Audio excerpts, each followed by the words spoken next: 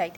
So Charan గారు usually ఇంతకుముందు ఇలాంటి మూవీస్ వచ్చి ఉన్నాయి కొన్ని. మేబీ కొంచెం story different Yeah. See. So కానీ దీన్ని అంత డిఫరెంట్గా చూపించాలి. అండ్ రైట్ నౌ ప్రజెంట్ సొసైటీలో జరుగుతున్నది మనందరికీ తెలుసు. కొన్ని బయటకు వస్తున్నాయి, కొన్ని బయటికి రావట్లేదు. Maybe you want to expose that.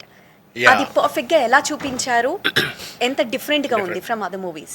అంటే డిఫరెంట్ ఫ్రమ్ అదర్ మూవీస్ అంటే it's not just like a regular crime suspense thriller లాగా killer hunt type of film కాదు. We have a emotion in this film.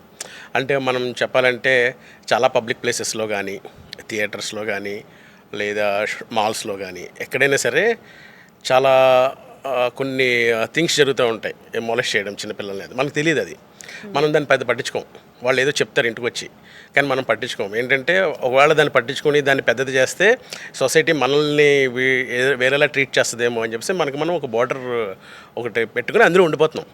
So పిల్లల గురించి ఆలోచించట్లా, ఇలాంటి జరుగుతాయి మరి, cinema థియేటర్కి వెళ్తే ఇలాగే జరుగుతాయి, మాల్కి వెళ్తే మరి అంత రష్లో మరి ఇలాగే ఉంటుంది, ఆ మాత్రం టచ్ చేయరా, ఇలాంటివి చాలా వెరీ కామన్ చేసేస్తాం మనం. ఆ కామన్ చేసేసింది చిన్న పిల్లలుగా ఉన్నప్పుడు వాళ్ళకి మేబీ ట్రామటైజ్ అవ్వచ్చు, వాళ్ళు చెప్పలేకపోవచ్చు.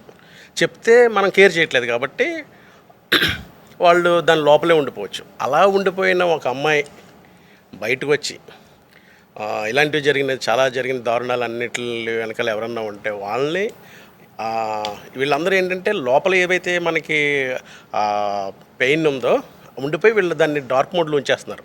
అట్లా కాకుండా వీళ్ళని లాంటి వాడు ఎవడన్నా ఉంటే వాడినే ఆ చీకట్లోంచి బయటికి తీసుకురావడం అనేది ఈ కథ